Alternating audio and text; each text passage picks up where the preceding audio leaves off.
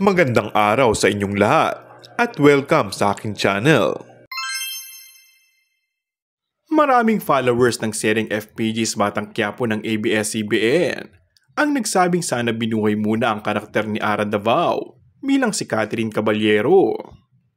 Katwiran nila, wala naman daw kinalaman si Catherine sa gusot ng pamilya Montenegro at ng lolong si Facundo Caballero. Maraming taga-subaybay ng Batang Quiapo ang nangihinayang kay Ara na pwede rin daw sanang maging love interest ni Coco Martinez Tanggol dahil may chemistry din sila.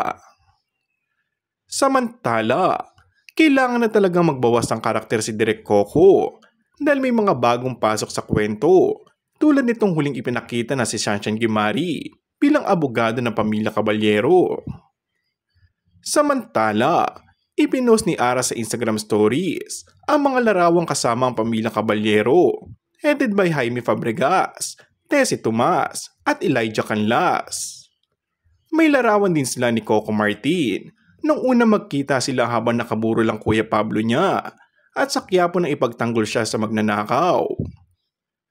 Ibinost din nito ang mga highlight scenes niya at ang pasasalamat bilang parte ng FPG's Batang Quiapo na pinangarap niya at isa-isa niyang binanggit ang mga pangalan lahat mula sa mga directors at co-actors at ang kanyang management company. Aniya, when I found out in January that I was going to be part of Batang Quiapo, I couldn't believe it. Nagpapasalamat naman siya kay Coco dahil sa oportunidad na ibinigay nito. May bagong mukha ang papasok daw at magiging bagong love interest ni Coco. Hula ng mga netizens, dahan-dahan siya magbabalik at susugal sa pagiging kapamilya na naman. Mukhang si Maha Salvador ang tinutukoy, di ba? Dahan-dahan ang hit single niya at magbabalik at susugal at naghahanda na siya sa pagbabalik nito. Kung bago ka lang sa akin channel ay mag-subscribe at pindutin na rin ang notification bell. Maraming salamat!